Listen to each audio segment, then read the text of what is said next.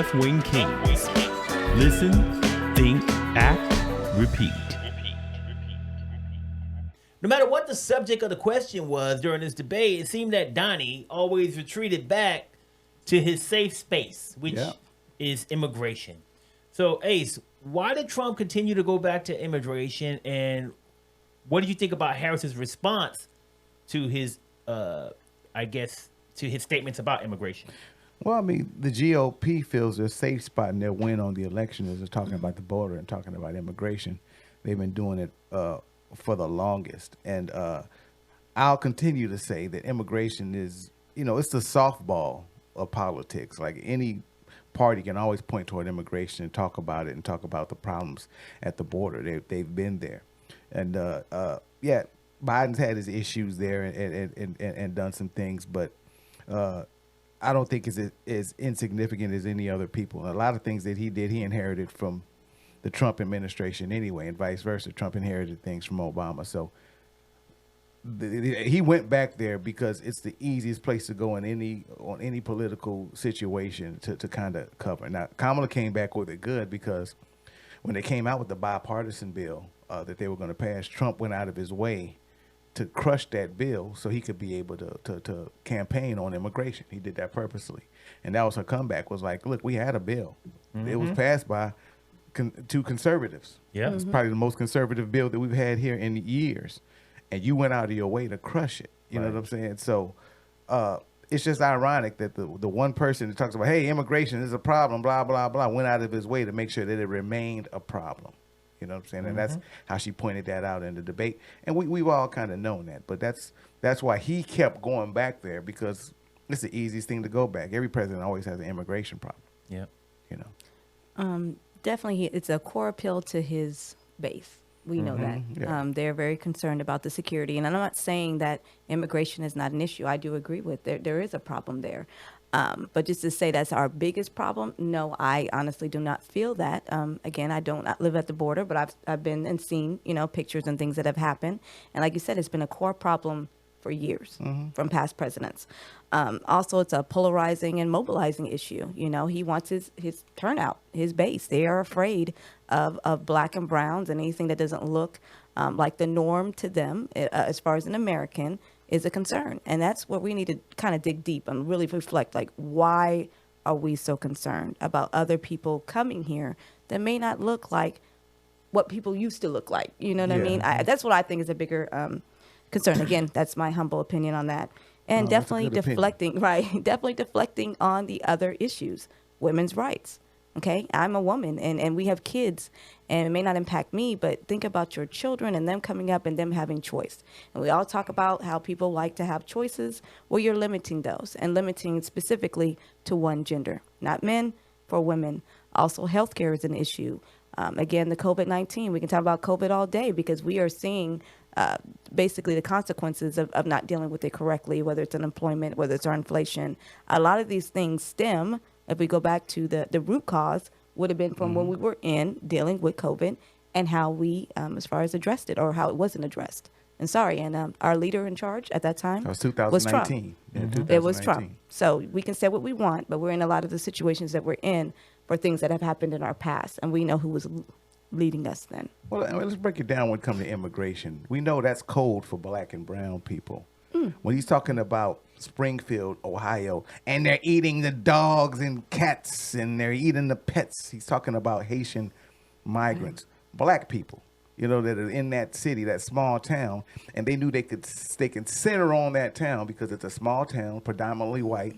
It has all these black Haitians now, and they wanted to center on that. When he's talking about mass deportation, he's talking about deporting South American and Central American immigrants. He's not talking about sending people back to Eastern Europe or wherever the case may be that they're coming from, because they have just as many people coming in that are coming in from like Ukraine and coming from Eastern Europe that are displaced right now also.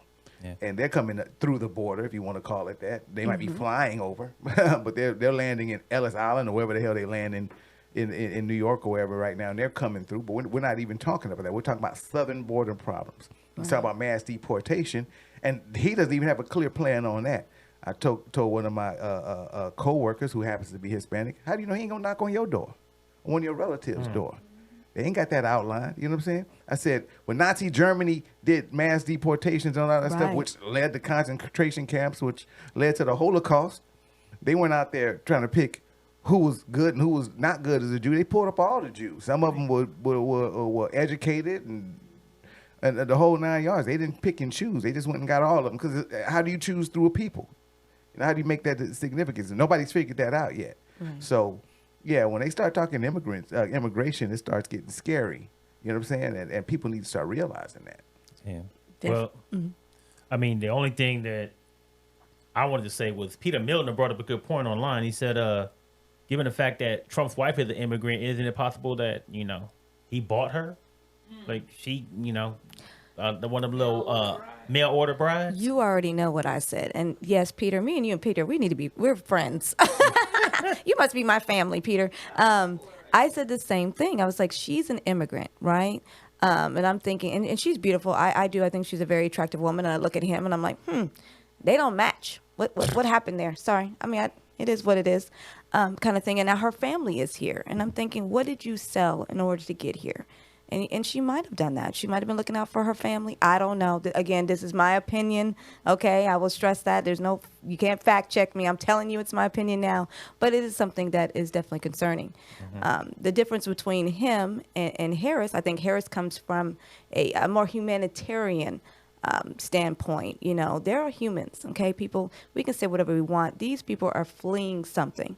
Because I'm sorry, I'm not walking. I probably will barely walk a mile, let alone, days with my feet. You just walked 10.5 miles in D.C. Okay, only because I wanted to see D.C. But just know that these people are hurting. And I'm not saying that bad people don't come, but we got bad people here. We all know that. We see what happens every day on the news. Yeah. And those people are American citizens. So, and again, I don't have my statistics here. I'm sorry, I'm not on my stuff. But as far as crime is concerned, they're not the immigrants. It's us. Okay, I mean us as far as American citizenship that are actually committing most of the crimes. And I'm not saying bad people don't come in because we know bad people are everywhere, unfortunately. But I know a lot of these people, we need to look at the humanitarian part of this and see why the people are wanting to come here for a better life. Yeah. Well, I posted something on our Facebook page, Follow the Left Wing Kingz, on Facebook or YouTube, But I posted something on there that actually printed that out, and it compared, native-born crime to migrant crime. You know what I'm saying? Which it's a made-up shit, and it shows significantly all the crimes being done by people here that are native. It's very minute when you're talking about people that are immigrants and they're committing crimes. Once again, just another fairy tale that the right wing is trying to make up to try to win an election. They're posing a worse America than it is to get a fearmonger vote. And most of the people that are scared ain't nowhere near migrants. We're in San Antonio. We'll rock through from the border. You know what I'm saying? Right. You go down to the bus station, we can see migrants, but that's about it. That's all you're going to see. They're in some place trying to get somewhere else. You know what I'm saying? They're not walking the streets and robbing people and eating dogs and nothing like that. They don't even have that kind of access. You know what I'm saying? Because they're not citizens. Like, they can't vote. You know what I'm saying? They're not citizens. So they're all somewhere displaced, and we're close to the border. If you're in Michigan somewhere and don't have no idea what a migrant even looks like, why are you even worried about that? You know what I'm saying? Right. Yeah. Well, I mean, it's a hard thing because, like, I think you guys both touched on, it's like immigration. To me, I think that there are certain topics that politicians want to keep alive because of two things. The first thing is it's a talking point, something that they can talk about in the next election. The second thing is I think that immigration has become industrialized, kind of like the prison system and what they're trying to do to education right now is try to make it commercial by these charter schools and stuff like that. They're trying to get rid of public education. Well, with immigration now, these same companies that have these contracts for like the military and stuff like that, they now have contracts for like detention centers for ICE and busing and security and all this. So it's actually become an industry. It's become industrialized.